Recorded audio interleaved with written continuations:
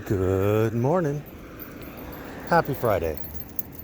You made it, folks. You made it. I had a debate with a voluntarist. I'm going to call it a debate, but whatever. Anyway, voluntarism fails, I think, for 3 reasons. And I'm going to back my thoughts with actual data, actual facts.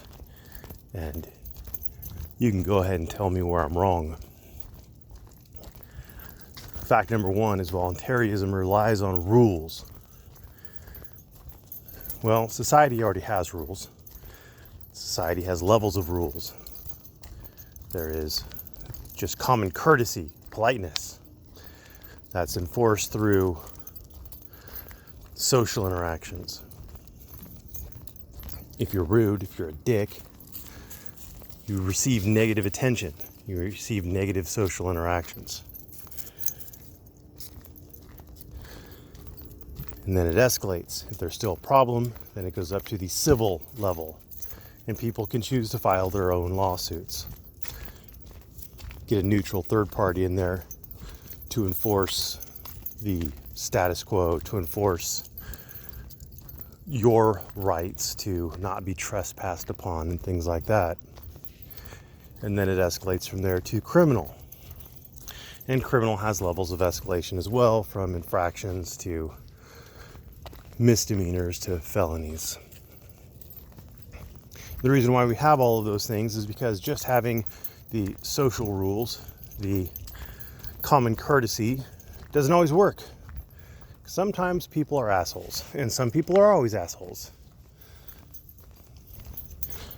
And so if somebody's being an asshole, you need to escalate it.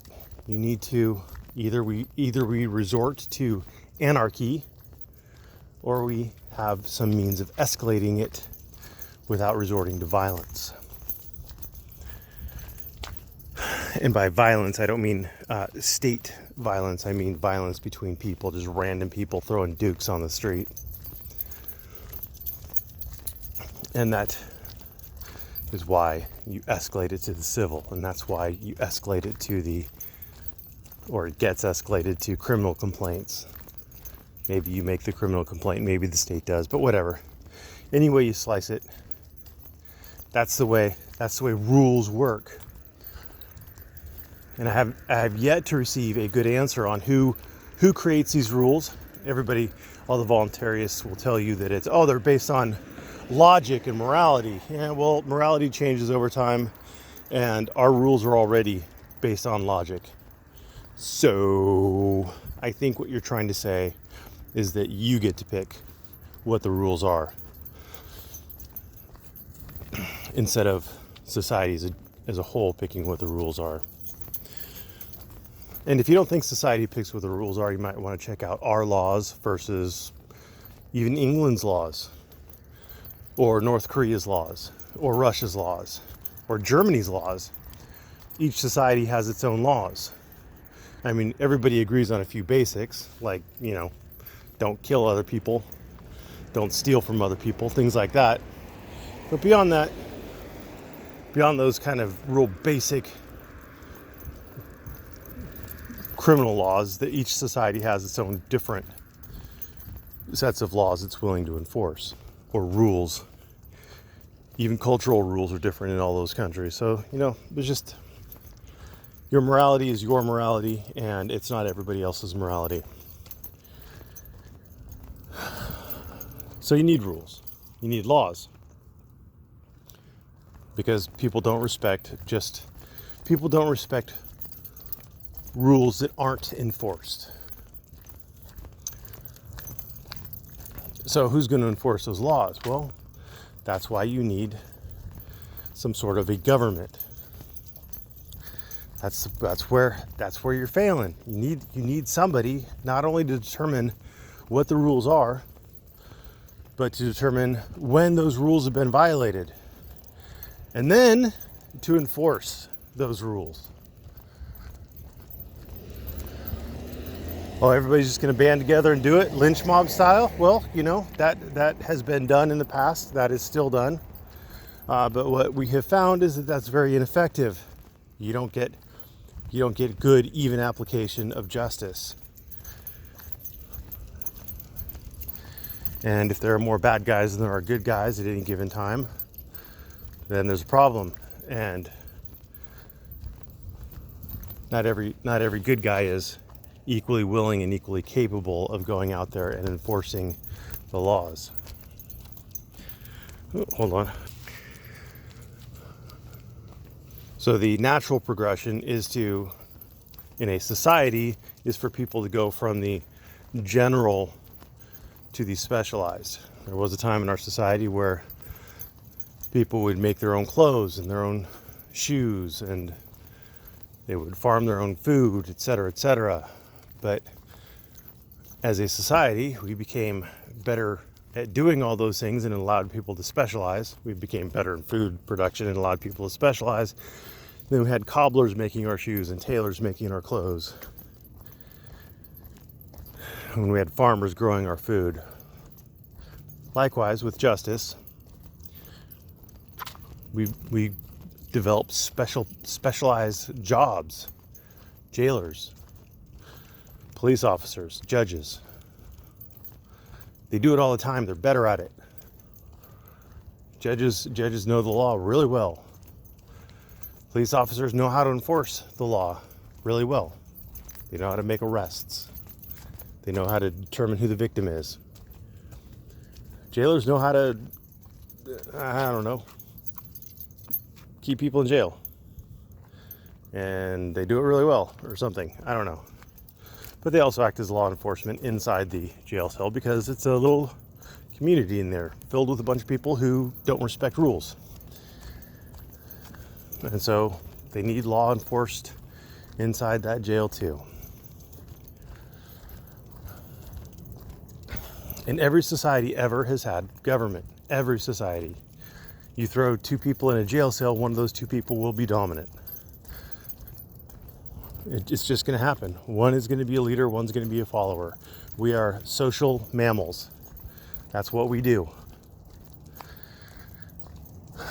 Tribes will develop a system of leadership, either a council or a chief, something along those lines. As the tribe grows and splits into multiple small communities, then each one of those small communities will need some sort of a local government responsive to their needs, quickly responsive, because people can't always work shit out between themselves. That's why there are courts. That's why there are governments. As the tribe grows even further, then you need kind of coordinating smaller governments between those little towns.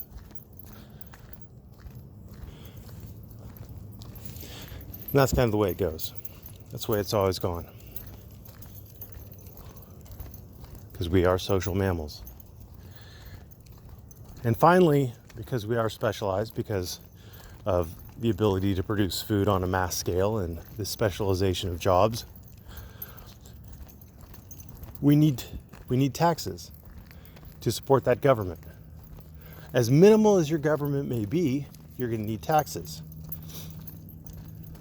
But the more specialized your government becomes, the bigger your government becomes, the more services your government offers, the more taxes you need. And voluntarism depends on people voluntarily paying their taxes, and it doesn't work that way.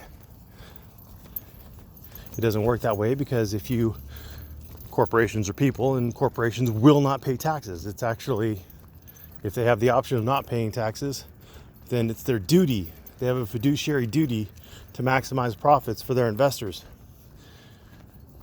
And if they can save that whatever tax rate, theoretical 20 some odd percent tax rate, then it's their duty to do that. Most people won't pay taxes. The standard voluntarist line is, but I would pay taxes if the government was doing what I wanted it to do. Yeah, well, the government's never going to do what you want it to do. The government's never going to do what any single person wants it to do. Every person will have an issue with something the government's doing.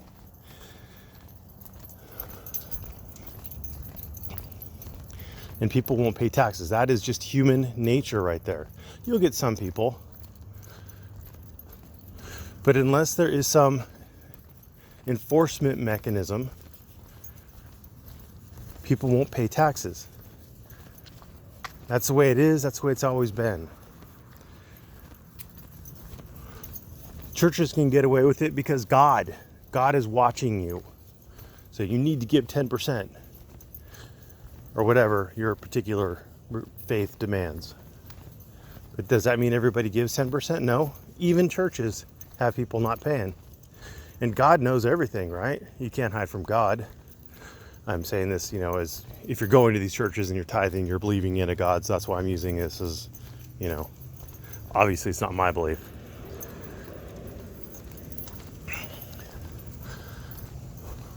So you only get some people under the threat of eternal damnation who are willing to pay tithes.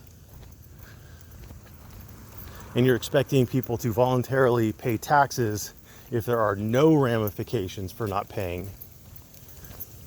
Well, good luck. Good luck.